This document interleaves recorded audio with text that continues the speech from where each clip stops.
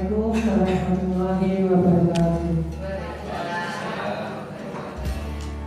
Syukur alhamdulillah kita panjatkan kehadirat Allah Subhanahu wa taala yang mana pada pagi hari ini kita dapat berkumpul bersama untuk mengikuti suatu acara, yaitu sosialisasi budaya positif.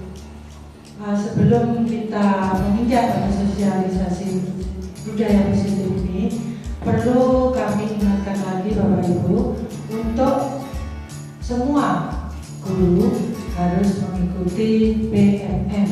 Ya, kemarin sudah dibahas atau sudah dijelaskan oleh Bapak Kepala Sekolah, semua harus mengisi PMM atau platform Merdeka Belajar. Nah, di sekolah kita kemarin masih separuh guru yang mengikuti Merdeka Belajar. Tolong nanti kalau waktu jam kosong kita buka bersama-sama, kita kerjakan bersama-sama, baik itu video, kemudian latihan soal, dan juga post testnya. Video dibuka sebentar, tidak apa-apa. Sudah warna hijau itu berarti kita sudah melaksanakan atau mengerjakan PMM. Kemarin waktu nominasi sudah ditegaskan oleh Bapak Kacap atau Bapak kasih Bapak Budi dulu. Nah, itu semua sekolah itu harus mengikuti itu. Alhamdulillah di SMA 1 kemarin saya lihat nambah 1 orang. Mungkin nanti berikutnya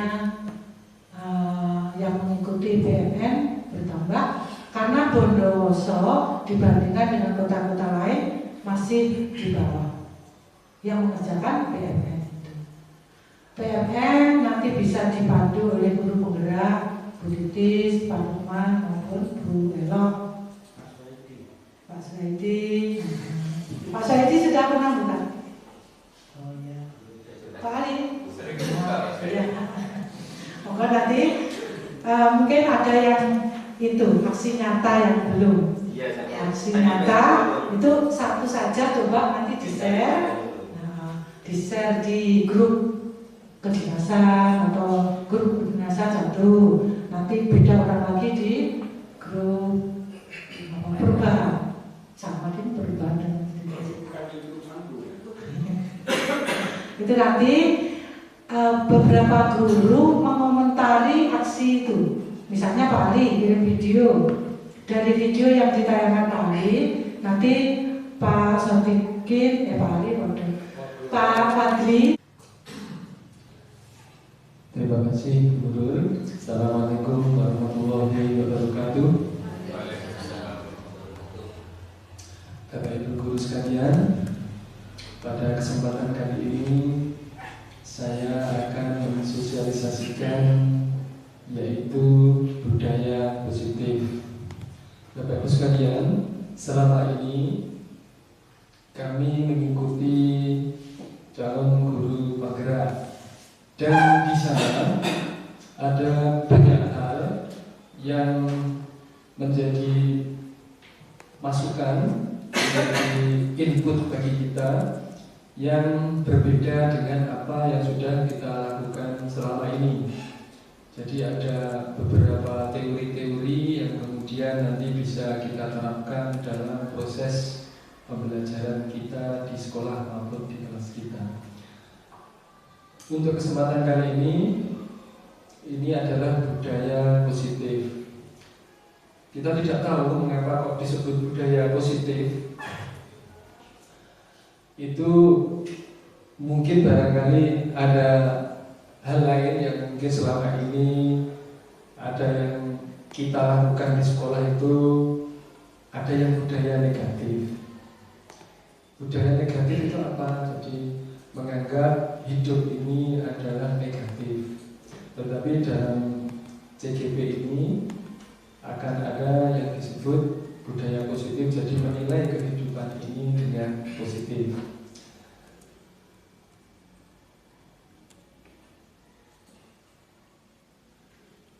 Yang pertama adalah disiplin positif dan nilai-nilai kebajikan universal. Apa yang disebut dengan disiplin positif dan nilai-nilai kebajikan universal? Yang pertama, kita nanti akan mengenalkan seorang ilmuwan di bidang psikologi yang menemukan teori kontrol, namanya Pak Dr. William Glasser ini. Nah, beliau ini sudah mengadakan penelitian di negaranya sana dan sudah diakomodasi dan kemudian akan kita coba untuk diterapkan dalam lembaga kita. Yang pertama, bahwa ilusi guru itu bisa mengontrol murid. Ilusi bahwa semua penguatan positif, efektif, dan bermanfaat. Ilusi bahwa kritik dan membuat orang merasa bersalah dapat menguatkan karakter. Ilusi bahwa orang dewasa memiliki hak untuk memaksa.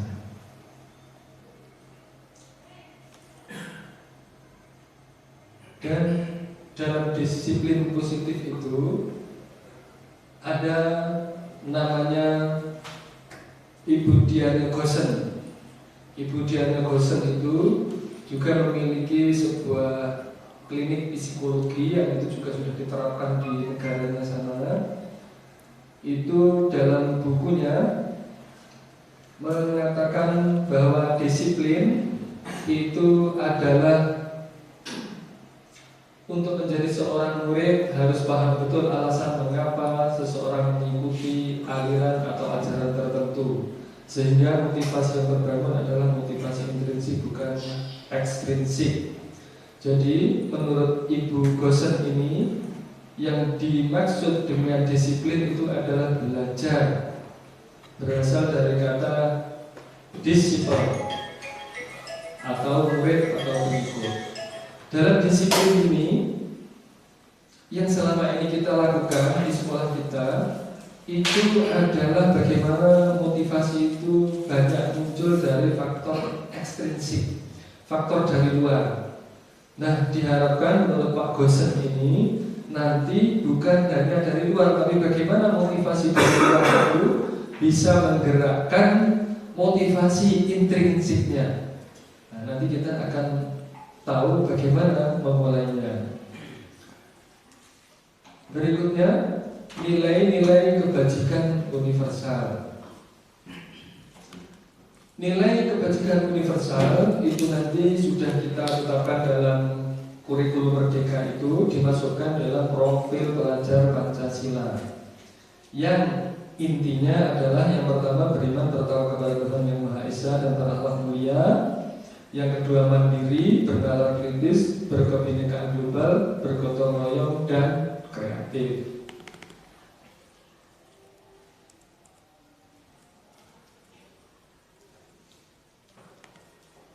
Nilai-nilai kebajikan universal. Apa sebenarnya nilai kebajikan universal itu? Nilai kebajikan universal itu adalah nilai baik yang itu diakui oleh seluruh dunia, kemudian melintasi agama, melintasi suku, melintasi ras, dan melintasi keseluruhan nilai-nilai yang ada di lokal dan wilayah itu. Misalnya Ibu Primaris Yes Program itu yang dimaksud nilai-nilai kebajikan universal diantaranya adalah itu. Ada toleransi, integritas, menghargai, empati, kreativitas, percaya diri, rasa hormat, mandiri, antusias, keingintahuan, kerjasama, dan komitmen. Itu yang dimaksud nilai-nilai kebajikan universal. Yang itu di semua agama, di semua negara, saya kira itu adalah nilai yang baik yang perlu dikembangkan. Saya kira negara kita pun memiliki nilai-nilai kebajikan itu yang bisa dimasukkan ke dalam nilai-nilai kebajikan universal ini. Berikutnya, ada 9 pilar karakter. 9 pilar karakter ini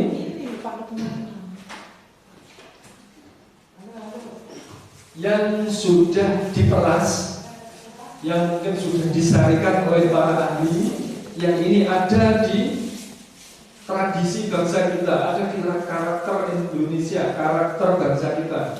Yang pertama adalah cinta kepada Tuhan dan segenap ciptaannya. Yang kedua, kemandirian dan tanggung jawab. Tiga, kejujuran, amanah, diplomatis, hormat dan santun, dermawan, suka menolong dan gotong royong, percaya diri, kreatif dan bekerja keras, kepemimpinan dan keadilan, baik dan rendah hati, toleransi, kedamaian dan kesatuan. Ini dirangkum dalam 9 pilar karakter yang digali dari tradisi Indonesia. Ini menurut para ahli. Jadi Indonesian Heritage Foundation. Heritage itu artinya ya semacam tradisi.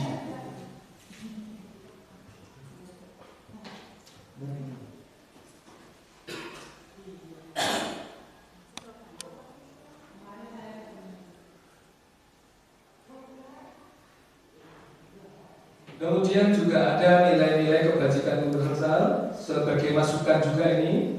Apa yang perlu kita kembangkan dalam murid-murid kita dan kita sebagai guru, yaitu empati, suara hati, kontrol diri, rasa hormat, kebaikan, toleransi dan keadilan. Jadi beberapa masukan para ahli Barat dan orang Indonesia itu sama, saya kira hampir sama. Ini untuk membangun moral intelijen. Kemudian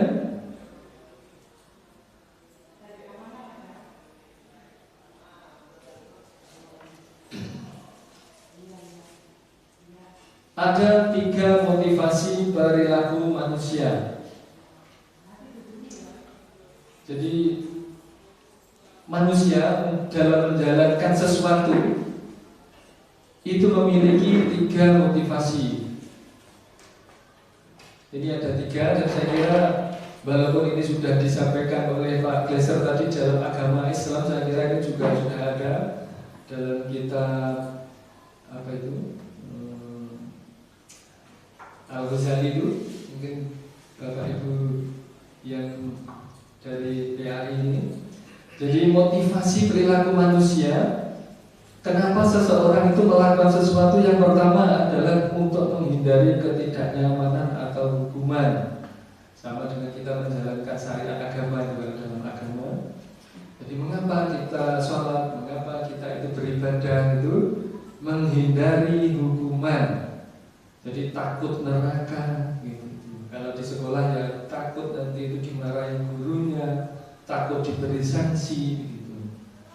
Kalau guru ya berarti nanti takut nanti itu sertifikasinya tidak cair, takut nanti itu disanksi oleh kepala sekolahnya gitu. Yang kedua, motivasi perilaku manusia itu adalah untuk mendapatkan imbalan atau penghargaan dari orang lain.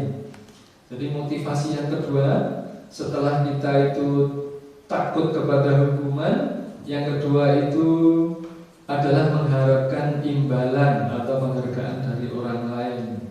Jadi apa yang kita lakukan itu semata-mata untuk mendapatkan, nanti aku dapat apa ya?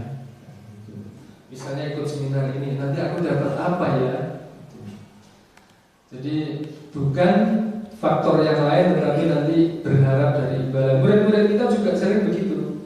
Jadi ketika ditanya itu sulit, coba nanti Bapak Ibu itu nanti langsung mengeluarkan uang misalnya 20.000, langsung nanti akan bertanya, apa tadi Pak pertanyaannya? Apa tadi Bu? Langsung antusiasnya itu langsung muncul karena mereka berharap nanti mendapatkan imbalan itu. Dan motivasi yang ketiga, mengapa seseorang melakukan sesuatu, yaitu mereka menjadi orang yang mereka inginkan sendiri, menghargai diri sendiri dengan nilai-nilai yang mereka percaya. Ini yang diharapkan nanti, perilaku yang intrinsik yang ketiga ini yang bisa kita harapkan terhadap kita dan kepada anak-anak kita. Jadi bagaimana agar seseorang itu melakukan karena ingin berprestasi, mereka ingin menghargai diri mereka sendiri, mereka melakukan karena kebutuhan dirinya.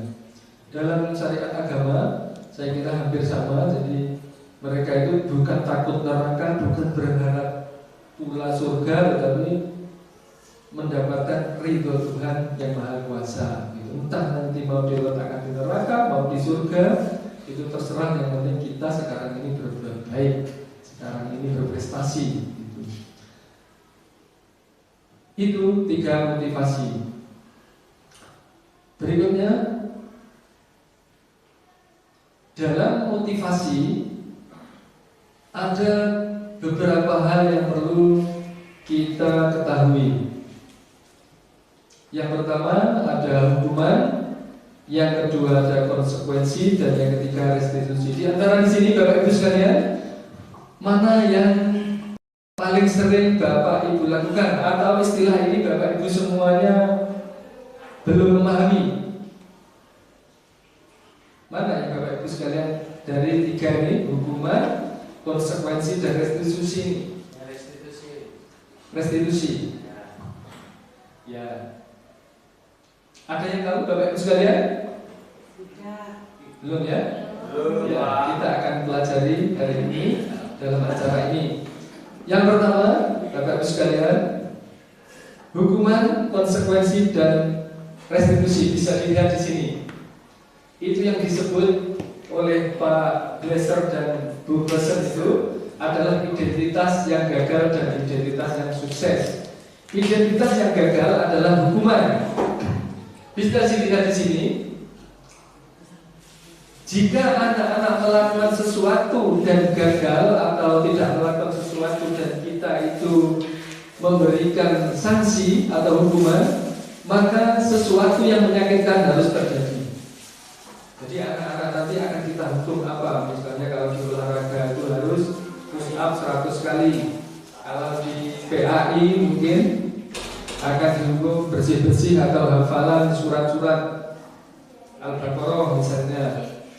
Kemudian hukuman tidak nyaman untuk murid dan anak untuk jangka waktu yang panjang. Bisa jadi hukuman ini mungkin separuhnya berhasil, tetapi sebagian besar mereka itu nanti tidak nyaman dalam waktu yang panjang. Menurut penelitiannya Bu Gosen ini. Jadi diharapkan dalam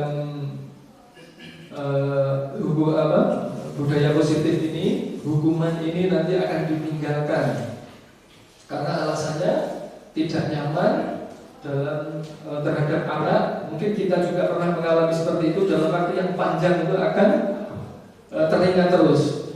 Dan korban itu mendapatkan keadilan kalau ada hukuman. Korbannya siapa?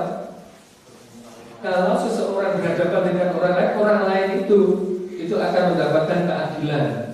Tetapi yang teman lainnya itu mendapat hukuman itu. Kemudian murid atau anak akan tersakiti. Jadi otomatis kalau dihukum itu biasanya akan tersakiti. Kemudian yang disebut identitas sukses menurut Bu Gosen dan Pak Glaser ini adalah paling tidak konsekuensi. Nah, konsekuensi inilah yang selama ini dilakukan di sekolah berupa kalau ada itu kontrak kelas. Dulu pernah ada kontrak kelas. Tidak tahu sekarang itu apakah ada atau tidak di kelas Bapak Ibu sekalian yang pelajaran. Ada ya? Itu rigid itu atau hanya umum gitu? Umum ya. Nah, paling tidak ini konsekuensi yang selama ini itu bisa memberikan paling tidak ada hukuman yang di luar ketentuan yang sudah disepakati dengan murid tersebut.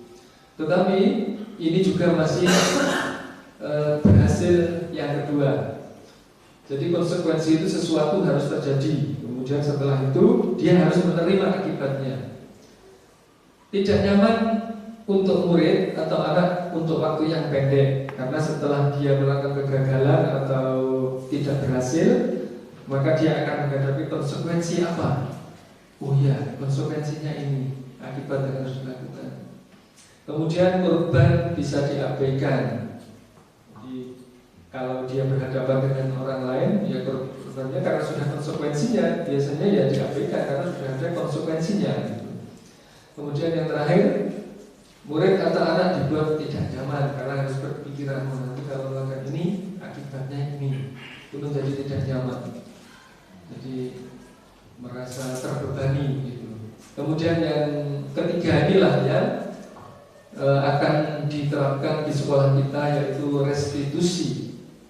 Restitusi pilihan, dan nanti akibatnya itu menguatkan anak dalam waktu yang panjang menurut penelitian Pak Geser ini.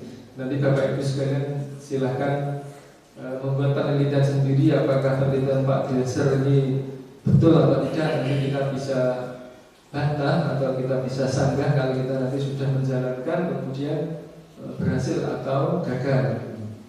Kemudian korban mendapatkan ganti dan nanti ada kesepakatan antara kalau itu dua pihak. Kemudian yang terakhir adalah murid mendapatkan penguatan, karena setelah itu guru atau dia sendiri akan membuat komitmen apa setelah itu. Bapak Ibu sekalian,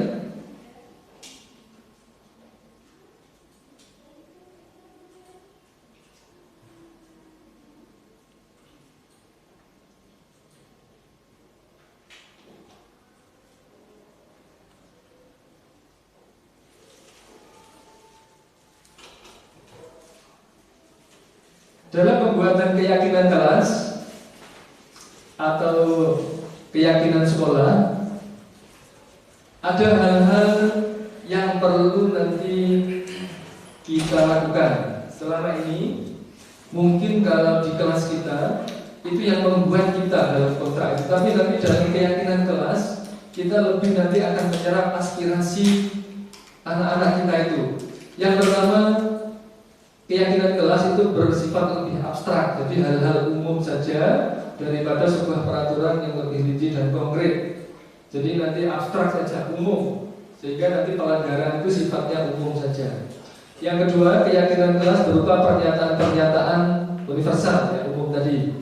Ketiga, pernyataan keyakinan kelas senantiasa dibuat dalam bentuk positif, artinya sanksi-sanksinya itu bukan hal yang negatif, tapi yang jika nanti kamu melakukan kebaikan ini, jika kamu melakukan ini, itu saja. Jadi hindari kata yang negatif. Sanksinya ini, misalnya begitu.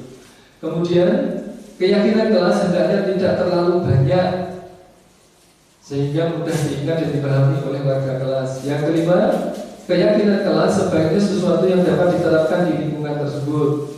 Yang keenam, semua warga kelas hendaknya ikut berkontribusi dalam pembuatan keyakinan kelas lewat kegiatan curah pendapat.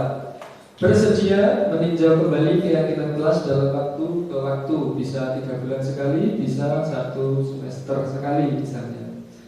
Nah, itu saya pernah membuat seperti itu, saya lihatkan prosesnya.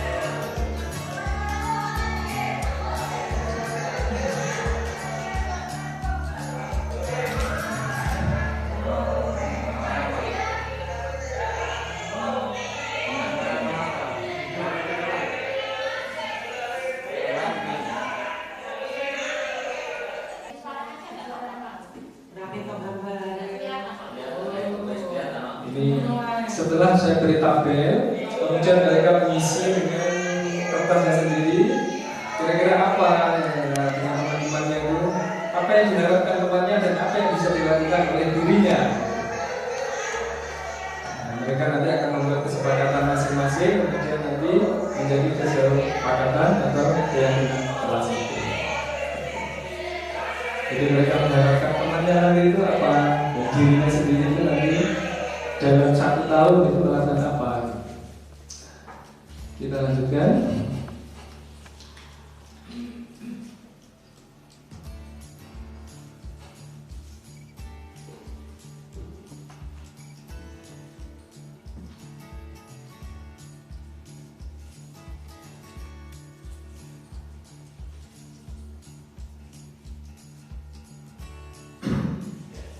Nah, apa sebenarnya yang dilakukan orang kok siswa atau kita itu melakukan tindakan atau pelanggaran? Nah, menurut Pak Glesser, dan saya kira ini sudah ada teori-teori juga di psikologi lain. Yang pertama adalah orang itu melakukan sesuatu itu untuk kebutuhan bertahan hidup. Itu kebutuhan paling mendasarnya. Jadi kebutuhan yang paling dasar itu adalah kebutuhan bertahan untuk hidup. Kemudian yang kedua, kebutuhan kasih sayang dan rasa diterima di lingkungannya. Nah, mengapa seseorang itu melakukan sesuatu? Itu nanti kita juga harus merujuknya ke sini. Apa yang dilakukan anak-anak itu dalam pelanggarannya?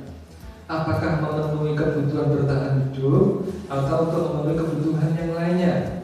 Yang ketiga, penguasaan kebutuhan pengakuan atas kemampuan. Kemudian kebebasan kebutuhan akan pilihan. Dan yang kelima adalah kebutuhan akan kesenangan. Mana yang dilakukan anak-anak ketika melakukan pelanggaran atau kelebihan dalam perilakunya itu? Apakah bertahan hidup? Apakah kebutuhan kasih sayang? Kekurangan kasih sayang misalnya? Kemudian kebutuhan pengakuan atas kemampuan dan kebebasan, kebutuhan akan pilihan. Misalnya seseorang itu melakukan sesuatu tapi tidak punya pilihan. Dia pilihannya untuk memiliki sesuatu dengan mencuri misalnya, atau mengambil milik orang lain dengan tidak ngomong misalnya, karena nggak ada pilihan lain misalnya. Kemudian yang terakhir adalah kebutuhan akan kesenangan. Nah, yang dilakukan oleh guru setelah mengetahui 5 motivasi tadi, yaitu ini 5 posisi kontrol guru terhadap siswa ketika di sekolah atau di kelas. Yang pertama, guru itu sebagai penghukum. Yang kedua, sebagai pembuat orang merasa bersalah. Yang ketiga, sebagai teman. Yang keempat, sebagai pemantau. Dan yang kelima, sebagai manajer. Nah, Bapak Ibu sekalian, coba kita evaluasi kita. Apakah kita itu selama ini di kelas sebagai penghukum, pembuat orang merasa bersalah, sebagai teman, sebagai pemantau, atau sebagai manajer? Coba silakan dilihat dalam tayangan ini. Misalnya sebagai penghukum, guru berbuat misalnya ini, menghardik, menunjuk-nunjuk, dan menyakiti atau menyindir. Kalau orang membuat rasa bersalah, biasanya ibu merasa, bapak merasa, Pak Mei merasa sangat kecewa kalau melakukan seperti itu. Pak Suwaidi pernah melakukan seperti itu. Pak Suwaidi merasa kecewa nak melakukan itu nak. Atau sebagai penghukum Pak, atau sebagai teman, jadi membuatkan alasan-alasan untuk muridnya. Oh bocong, begitu biasanya ya. Atau pemantau, menghitung dan mengukur misalnya. Jadi kalau pemantau itu, kamu kemarin melanggar itu ya, kamu kemarin itu ya, nah gitu biasanya. Kalau manajer itu mengajukan pertanyaan-pertanyaan yang seperti nanti kita akan bahas. Mana yang terbaik ini? Ya, yang terbaik mana? Ya, yang terbaik adalah manajer ini. Nanti kita yang akan kita lakukan. Silakan coba dilihat Bapak Ibu sekalian. Nanti bisa ditanyakan bagaimana kira-kira apakah selama ini kita melakukan itu dan bagaimana kita bisa berpindah ke guru sebagai manajer, paling tidak sebagai pemantau.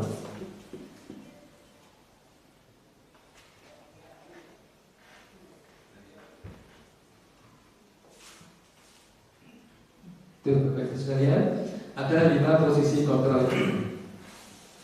Berikutnya, yang keenam adalah restitusi.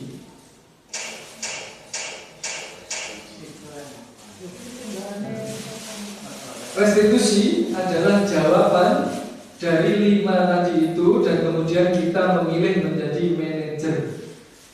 Bagaimana cara manajer itu melakukan tindakan terhadap muridnya?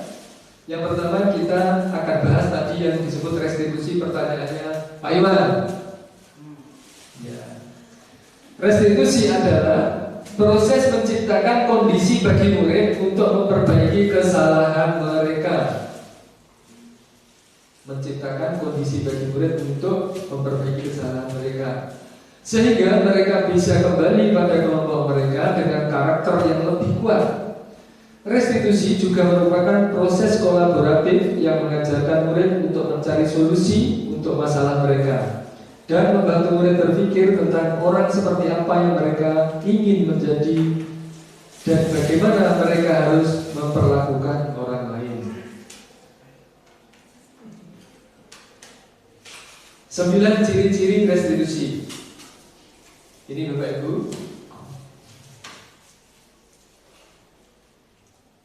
ada 9 ciri-ciri. Yang pertama, untuk menebus kesalahan namun bukan untuk menyalahkan, tetapi untuk belajar dari kesalahan. Kemudian yang kedua, memperbaiki hubungan.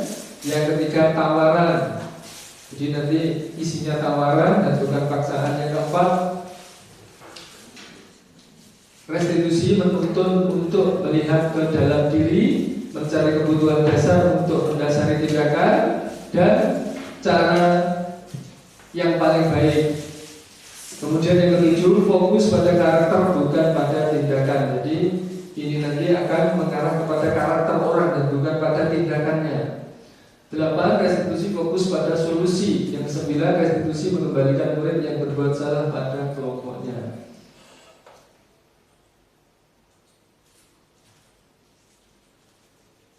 Ini adalah segitiga restitusi. Bapak Ibu sekalian, inilah dari fokus budaya positif yang akan kita lakukan pada murid-murid itu.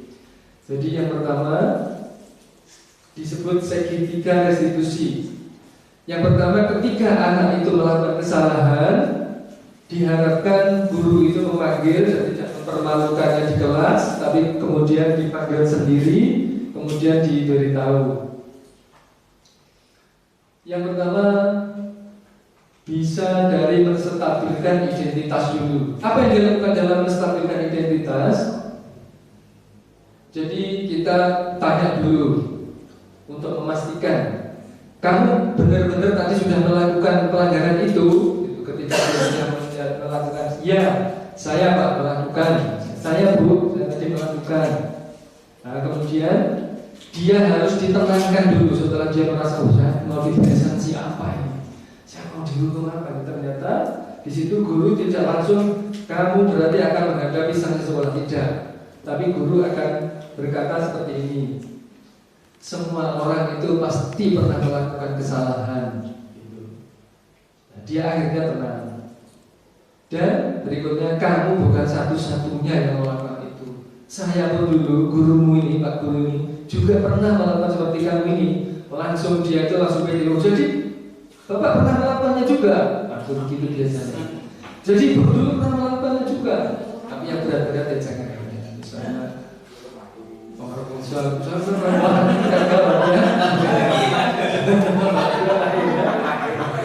yang ringan-ringan misalnya melempari mangga itu juga bolos juga. Kalau masalahnya serius bagaimana Pak? Kalau masalahnya serius tetap disampaikan juga, kamu bukan satu-satunya orang yang melakukan seperti itu. Sudah ada orang lain. Siapa Pak? Siapa Pak? Ya ada. Orang lain yang melakukan ini sudah dipenjara semua. Kalau mencuri motor di sekolah misalkan. Ya itu tetap untuk menenangkan dulu agar dia itu tidak ketakutan. Itu adalah salah satunya adalah menstabilkan identitas ini yang penting. Jadi dia tidak merasa ketakutan, kemudian di situ berkeringat, terus ngetek. Kita tenangkan dulu. Setiap orang pasti pernah melakukan kesalahan. Terus yang kedua, kamu bukan satu-satunya. Ada juga, dulu juga pernah nanya itu. Setelah itu baru dilakukan. Kamu tentu punya alasan mengapa kamu melakukan itu. Coba sebutkan. Dia akan mengatakan untuk mengetahui latar belakangnya anak ini seperti ini. Setelah itu, setelah kamu tentu punya alasan, dia menyebutkan kenapa kamu tadi kok seperti itu, kok memukul orang, kok melempar mangga, kok bolos, kok tidur, kok mencuri uang, kok mencuri sepeda motor, lain mungkin ya.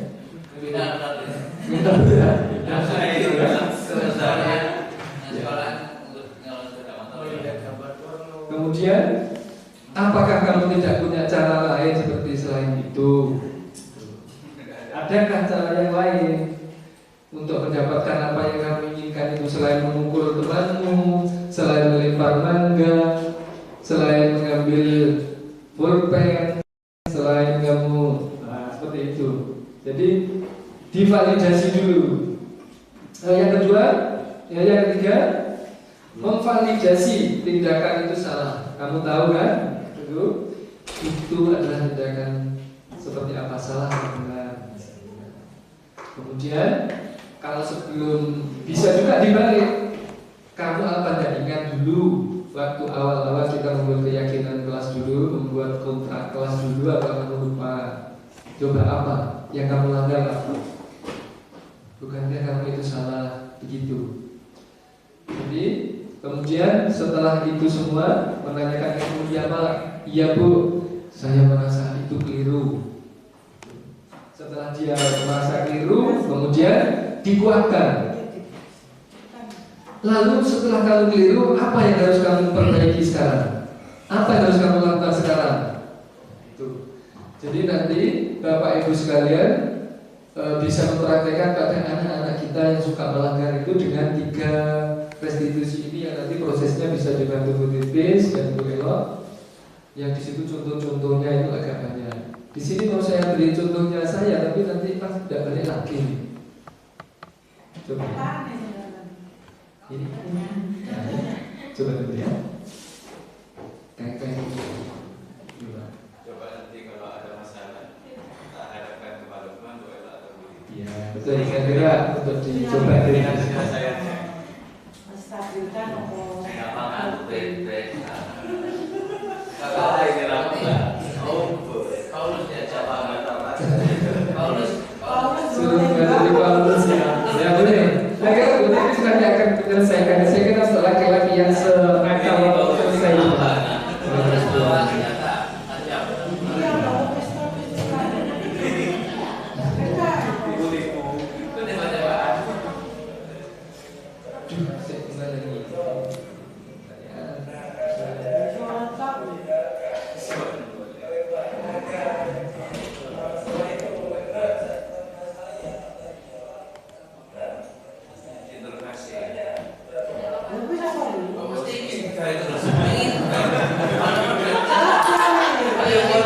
Bapak Ibu, ini contohnya anak yang sama bakal dan itu yang bisa kami temukan Bapak Ibu ya. Karena saat itu cuma sibuk yang bisa ditemukan oleh hanya ini. Ini pencemaran nama baik ini. Pencemaran nama baik. Ada satu begini.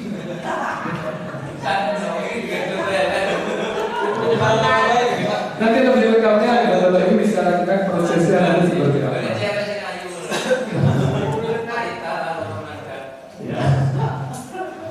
Begitu Bapak Ibu sekalian, untuk contohnya nanti.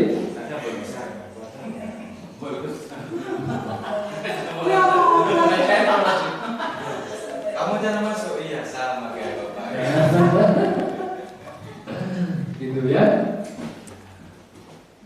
Ini untuk segitiga restitusinya. Nanti Bapak Ibu sekalian bisa mempraktekkannya dari Bu Elon, Bu Titis ya. Nanti akan untuk mengetahui agar inti dari semua tadi itu adalah penanganan bagaimana sikap kita terhadap siswa itu tidak lagi negatif tetapi positif. Jadi intinya tadi adalah di segitiga restitusi ini. Nah ini untuk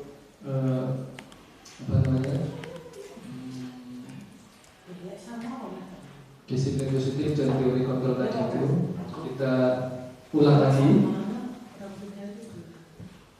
Yang paling perlu kita pahami adalah teori motivasi itu untuk mengetahui sebenarnya para siswa itu melakukan sesuatu itu apakah takut kepada sekolah, apakah takut kepada guru, atau mereka itu masih menginginkan imbalan atau karena keinginan mereka sendiri untuk berprestasi. Nah, nanti kita bisa bagi itu, bisa pilah-pilah mana siswa yang memang melakukan sesuatu karena prestasi, mana yang karena imbalan, mana yang karena takut. Itu nanti kita bisa lihat. Kemudian ada 5 kebutuhan dasar manusia itu. Anak-anak melanggar itu, anak-anak melakukan kegagalan itu karena mereka melakukan itu karena apa? Apakah memukul itu karena kesenangan? Apakah melempar mangga itu karena ingin kebebasan? Atau karena mereka itu kurang rasa kasih sayang? Atau mereka itu ingin penguasaan aktualisasi dirinya di depan teman-temannya? Atau mereka betul-betul karena lapar? Itu berarti ini bisa dilihat oleh Bapak Ibu guru ketika menangani. Saya kira ada Pak Pras ya. Selamat datang Pak Pras. Saya kira Pak Pras nggak usah materi-materi ini karena sudah ada di teorinya di BK. Saya kira lebih lengkap. Akar dan strategi macam kondisinya. Iya betul. Kemudian Bapak Ibu perlu meletakkan diri dalam 5 posisi kontrol ini. Kita akan mulai mengurangi. Kita menjadi guru yang penghukum, pembuat rasa bersalah. Terus kemudian yang agak bagus sekarang ini menjadi teman atau pemantau, dan yang paling baik adalah sebagai manajer. Nah, untuk sebagai manajer itu sudah dilakukan bagaimana menangani anak-anak dengan cara segitiga restitusi yang tadi sudah. Yang pertama itu menstabilkan identitas, yang kedua itu memvalidasi kebutuhan anak itu, kesalahannya, kemudian menanyakan keyakinan. Jadi apa yang akan dia perbuat hal yang positif ke depan agar tidak terulang.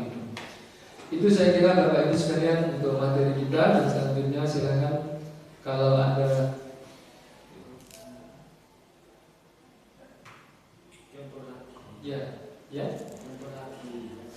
ya kalau ada pertanyaan dari Bapak Ibu sekalian silakan, nanti akan kita beri contoh. Terima kasih. Assalamualaikum warahmatullahi wabarakatuh.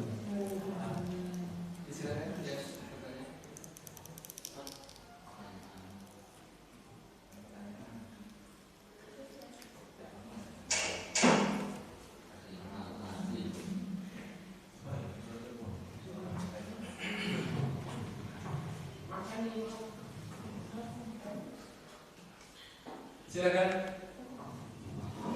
Pasal lagi, tanya. Pasal aja. Ya, 1, 2, 3, silakan.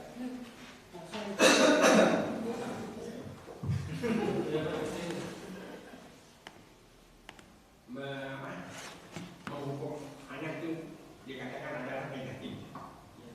Ini ada saya temukan di YouTube ada percobaan. Ternyata menghukum anak dengan menjewer telinganya itu akan mempengaruhi saraf otak yang tadinya negatif menjadi positif. Itu apakah bisa dilakukan? SD bisa. Soalnya pernah saya lakukan pada diri saya sendiri, jadi menyayangkan itu.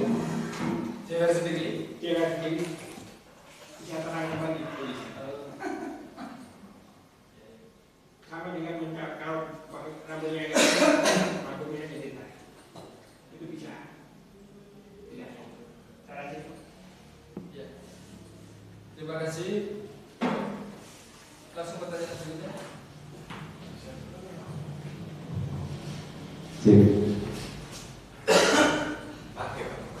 Ya, pakai biar terdengar di kamar. Budaya positif Pak Lukman ya.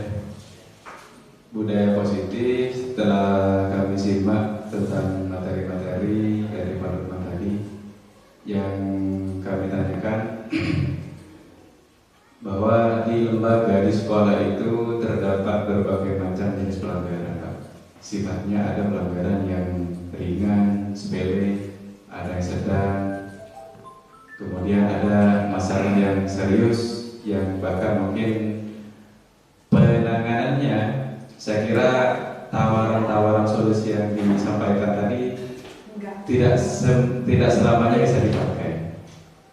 Contoh semisal ketika di sekolah itu ada pelanggaran serius, naudzubillah seperti tahun-tahun kemarin itu ada siswi kita yang hamil di luar nikah misalkan. Nah itu apakah penanganan seperti ini masih bisa diterapkan di sekolah? Dan apakah toleransi itu masih bisa dipakai di sekolah sehingga pada akhirnya siswi itu tidak boleh dikeluarkan dari sekolah padahal masalahnya serius. Kemudian pelecehan semisal yang dilakukan oleh siswa terhadap guru semisal ini Pak. Semoga tidak terjadi di sekolah kita. Nah ini bagaimana cara penanganannya? Apakah kita menggunakan segitiga restitusi tadi itu? Sudah ada, bukan hanya kamu yang pernah melakukan ini. Berarti kan ada temannya, kakak kelas atau adik kelasnya di sekolah yang budaya yang dilakukan anak itu, pelanggaran yang dilakukan anak itu sudah pernah dilakukan orang lain. Oleh sebab itu berarti kesimpulannya di sekolah itu sering terjadi pelanggaran semacam itu. Ini kan ada dampak yang kurang baik juga, Pak. Ada dampak yang kurang baik juga. Oh, ternyata di sini sering terjadi pelecehan terhadap guru. Nah, ini kan ada dampak yang negatif, Pak. Kemudian kalau kita satukan dengan budaya positif tadi, ini bagaimana solusinya? Terima kasih.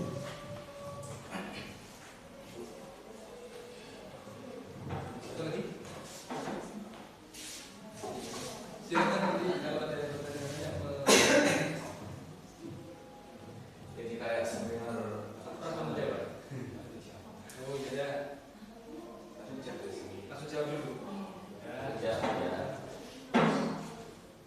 Jawab dulu Mas. Terima kasih pertanyaan dari Bapak Suhaidi yang juga melihat dari YouTube ya. Pengalaman atau penelitian itu Pak?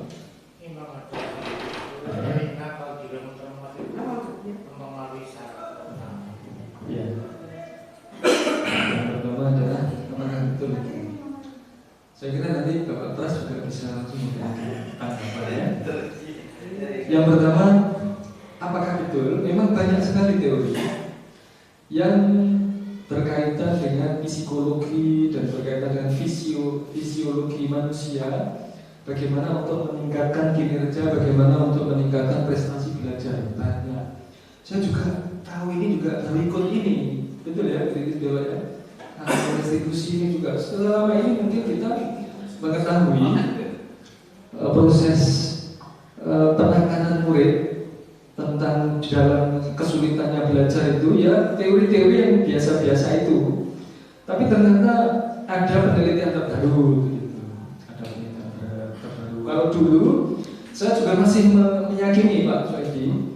Jadi di Cina itu anak-anak yang berprestasi di bidang senam aerobik itu, di volley, di basket, di tenis itu mereka menjalani pembelajaran kehidupan yang sangat keras sekali di masa kecilnya, betul ya?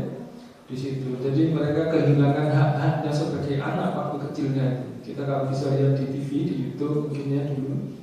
Di Cina melakukan teori seperti itu dan kita merasa, oh seperti itu mendidik anak itu.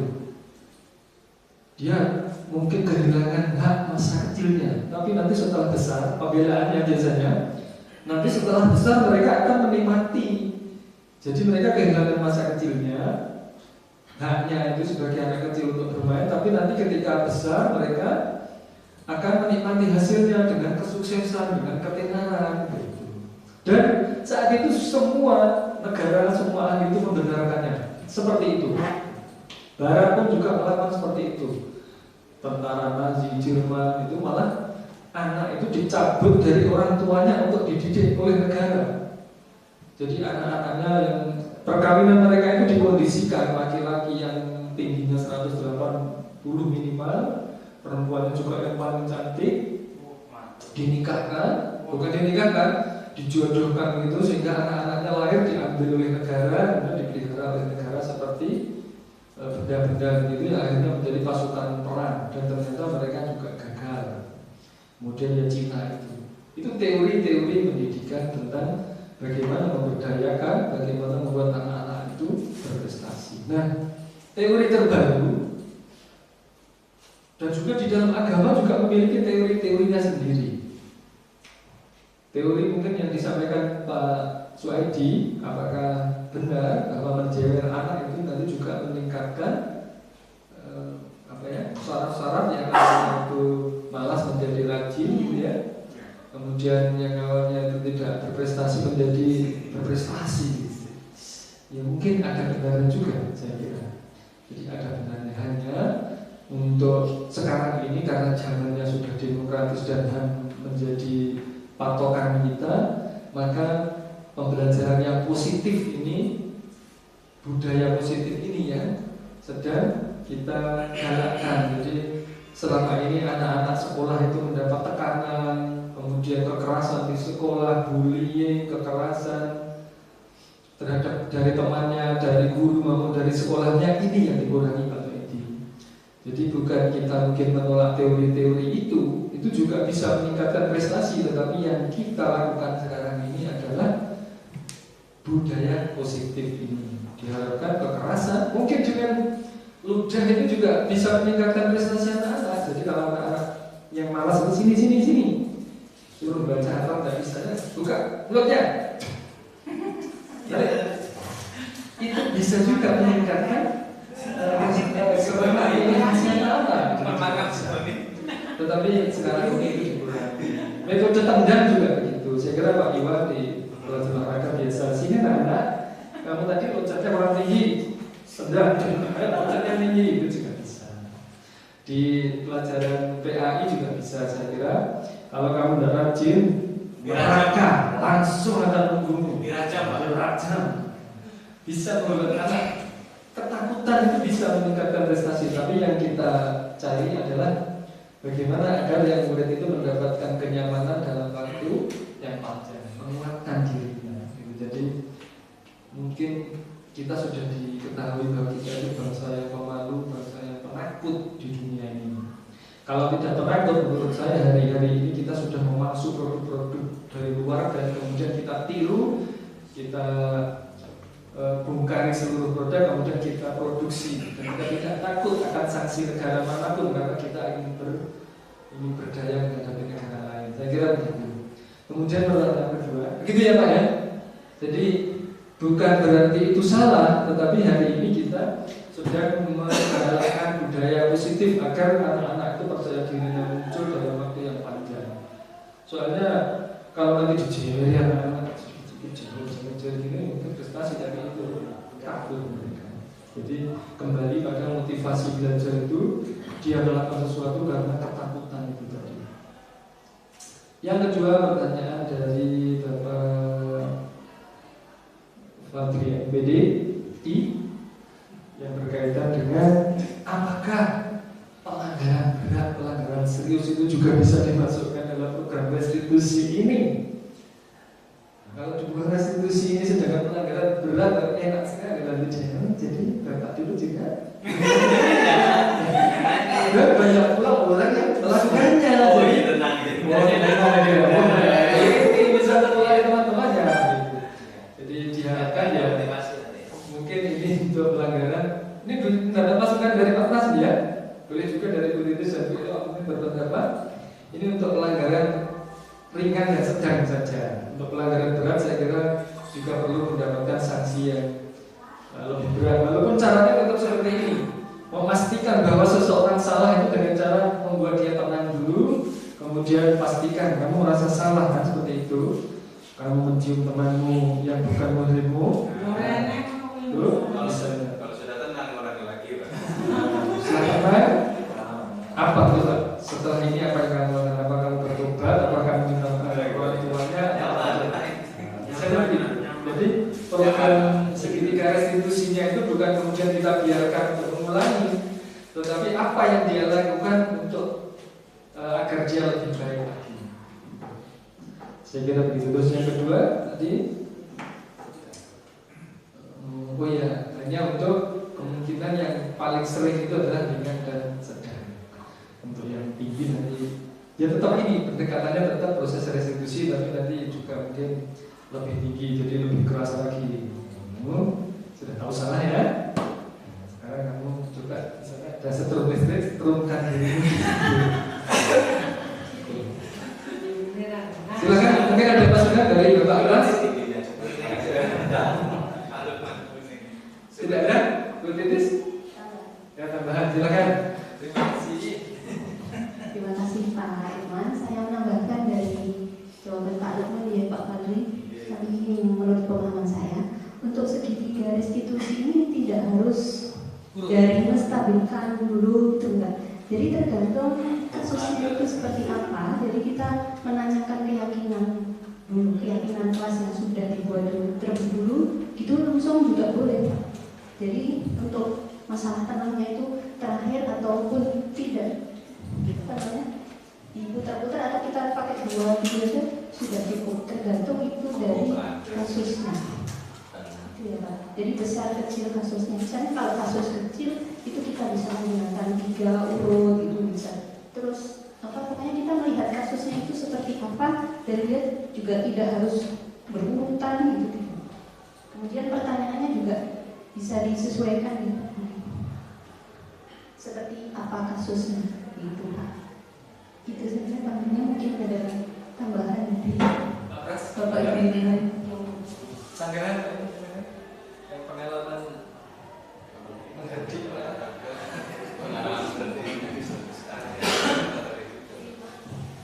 Iya, saya memberikan tambahan mungkin masukan saya saja. Pertama yang masalah hamil itu, saya kok tertarik yang hamil itu. Dan kok kalau bisa mengapa harus dikeluarkan? Kita merujuk pada aturan saja. Pendidikan itu memang ada aturan bahwa selama sekolah tidak boleh menikah atau itu aja. Betul. Soalnya pernah saya diprotes ada wali murid juga lupa.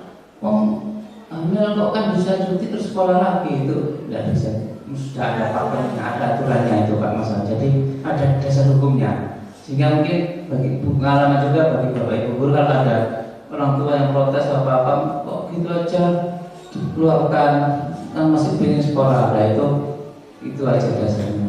Terus masalah hukuman menjewer itu memang hukuman fisik ya. Saya juga pernah mengalami juga seperti yang disampaikan Pak Fedi itu waktu saya ngajar di SMP. Satu sekolah saya cewek satu sampai berisik. Ya untungnya anak desa itu fisiknya kuat-kuat ya. Tapi pernah ada kasus anak kota yang fisiknya tidak terlatih sampai saraf sampai ke otaknya sampai bawa ke dokter. Tetapi kalau kata kembali lagi kalau memberi hukuman pengalaman ini saya jadi pengalaman beri hukuman yang fisik tapi yang bermanfaat dan terukur. Kalau di Jawa itu ternyata tidak terukur dan dasar penelitiannya dari mana Pak Suedi seperti itu. Nah kalau misalnya saya mengasih hukuman push up, terus ada orang tua yang protes, itu kok penyiksaan anak disuruh push up atau disuruh lari keliling lapangan. Nah itu kita harus bisa menyampaikan ada dasar terukur. Misalnya di dalam olahraga standar untuk melatih fisik antara 10 sampai 2 kali push up. Nah itu tidak masalah. Dan bagi Bapak Ibu guru semua kalau misalnya walaupun bukan olahraga ngasih push up, hukuman push up atau berdiri jongkok tidak masalah sebenarnya.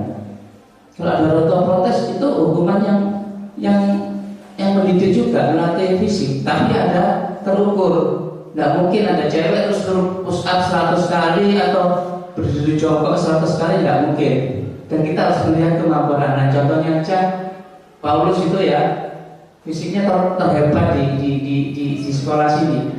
Kemarin saya tes fisik itu dia paling push up bisa 100 kali dalam 1 menit. Sit up bisa 100 kali, itu memegang rekor di sekolah kita. Nah itu kalau ada pelanggaran, saya tahu siapa Paulus, saya hukum push up 50 sampai 100 nggak masalah dia. Kalau saya suruh kasih 10 kali 20 ketawa-ketawa dia.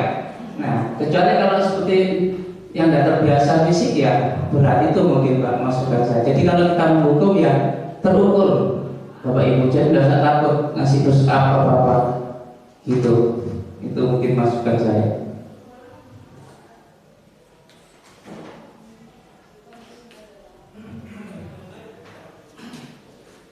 Terima kasih Pak Iwan. Masukannya adalah yang pertama tentang hukuman yang sudah disepakati oleh sekolah bersama wali murid dan siswa. Di antaranya adalah ketika ada pelanggaran berat misalnya. Jadi sudah, cuma hamilnya masa disuruh keluar. Jadi memang harus ada kesepakatan. Ada Terus yang kedua adalah hukuman fisik. Itu apakah dia akan dihilangkan semua? Mungkin dalam pelajaran-pelajaran tertentu mungkin itu bisa. Untuk pelajaran yang lain, asalkan saya kira ada keyakinan kelas tadi itu. Kalau siswa sendiri yang meminta, saya kira tidak masalah. Misalnya push up, push up, sit up misalnya, itu saya kira disilahkan saja, asalkan sudah kesepakatan kelas dan tidak melanggar aturan sekolah. Mungkin ada masukan dari Bapak kelas, dari BP ada? Oh ya, saya kira begitu ya Pak Padri. Ada mungkin ada? Cukup. Silakan untuk pertanyaan berikutnya. Siapa? Jadi, guru terus. Saya mau bertanya, apakah keyakinan kelas dibuat per guru atau dibuat kebijakan sekolah? Terima kasih. Pertanyaan yang luar biasa. Silakan yang kedua.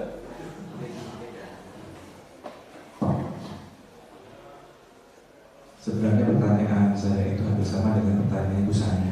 Tapi mungkin tadi sempat di awal-awal itu diinformasikan tentang keyakinan kelas dan saya baru masuk di saat materi itu berlangsung ya, atau setelah materi itu berlangsung tentang keyakinan kelas. Yang ingin saya tanyakan, ini sebenarnya keyakinan kelas itu sama tidak dengan tata tertib sekolah? Karena kalau dilihat-lihat itu semuanya menjurus di tata tertib itu ada gitu. Itu bagaimana Pak?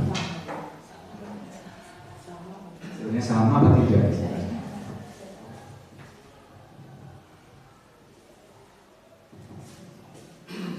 Terima kasih. Pertanyaannya, apakah keyakinan kelas itu dari Pak Bas, apakah sama dengan peraturan sekolah yang selama ini mungkin sudah ada? Jadi pertanyaan yang pertama dulu hampir sama. Terima kasih kepada Bu Sani, Bu Guru Kritis. Pertanyaannya adalah apakah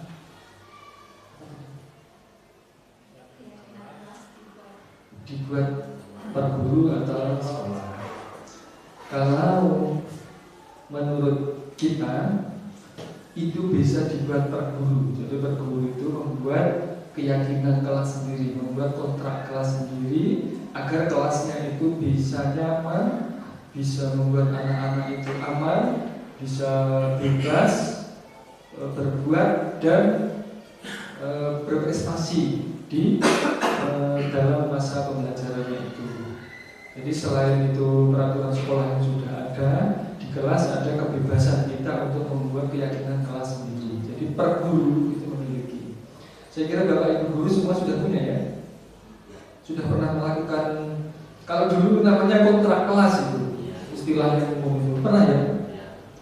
Nah itu nanti kalau belum nanti kita buat. Jadi pembuatannya seperti itu. Jadi kalau saya itu apa yang paling tidak diinginkan oleh teman kita saat belajar, apa yang bisa kita lakukan agar kelas ini menjadi tenang. Yang pertanyaan kedua dari Bapak Pras, kan sudah ada peraturan sekolah. Apakah ini sama dengan keyakinan kelas ini atau keyakinan sekolah?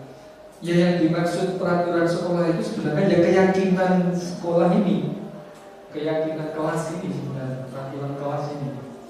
Hanya kalau disebut peraturan, menurut ini, kalau disebut peraturan itu sepertinya kok ada sanksinya, ada itunya.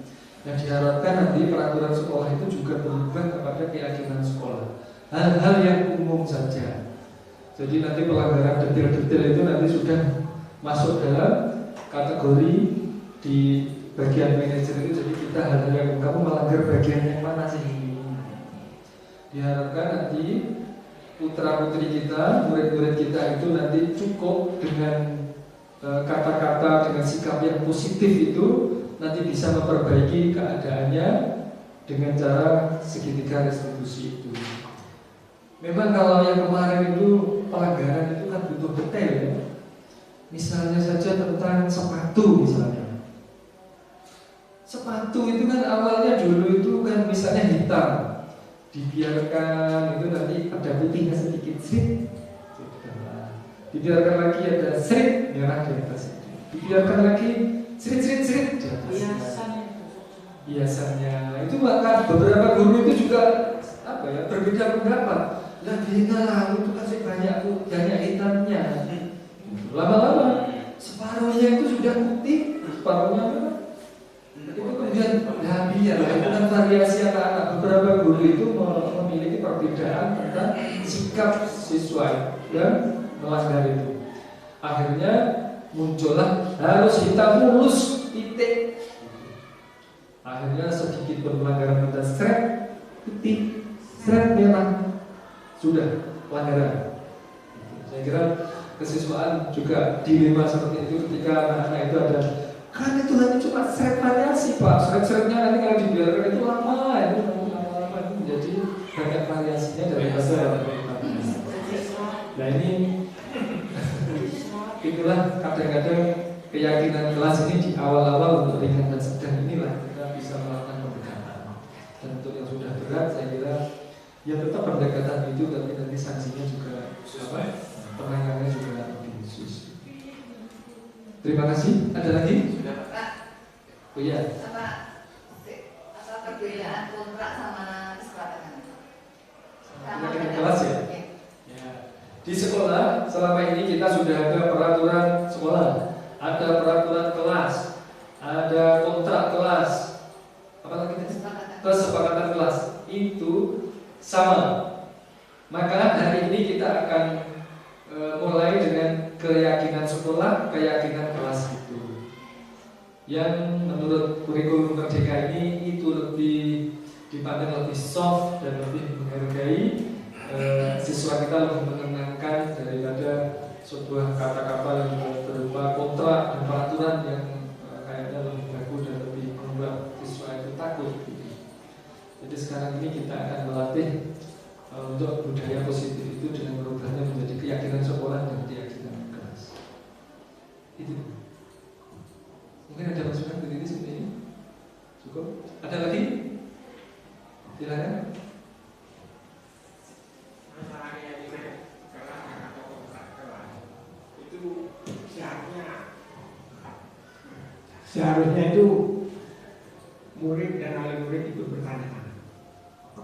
Contoh yang pernah saya lakukan, saya mau melarang merokok, tapi orang tua di rumah ngasih rokok. Akhirnya apa? Dibuat kesepakatan, kamu boleh merokok, katanya orang tua dan murid juga kemudian. Jadi kalau merokok pun juga kita berikan rokok. Tapi boleh merokok di depan, di dalam ruangan dulu, tapi rokoknya tidak boleh dipegang.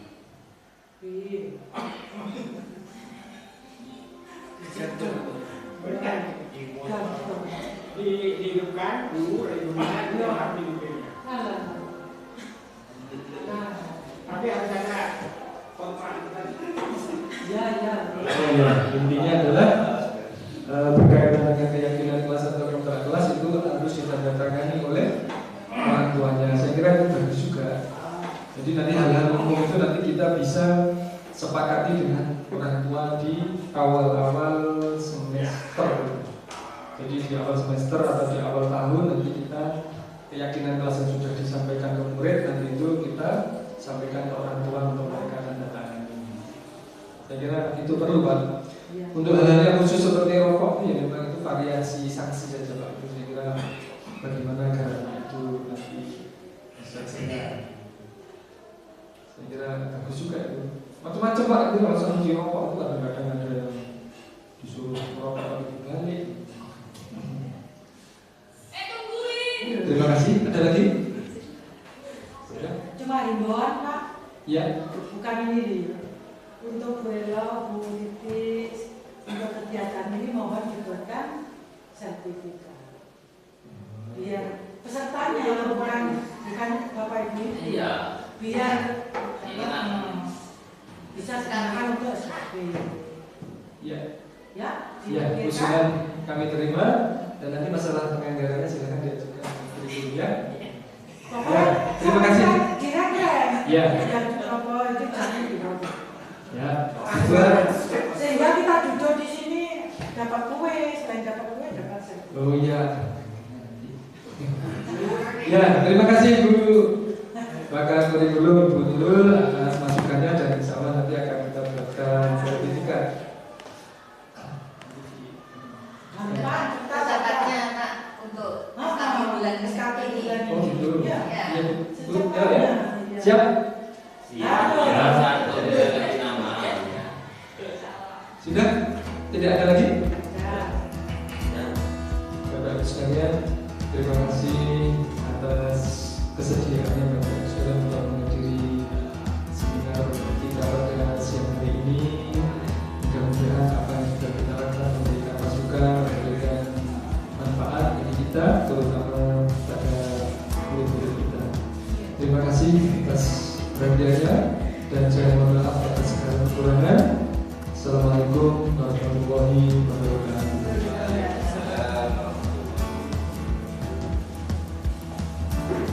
Sudah, Mas? Oh iya, betul.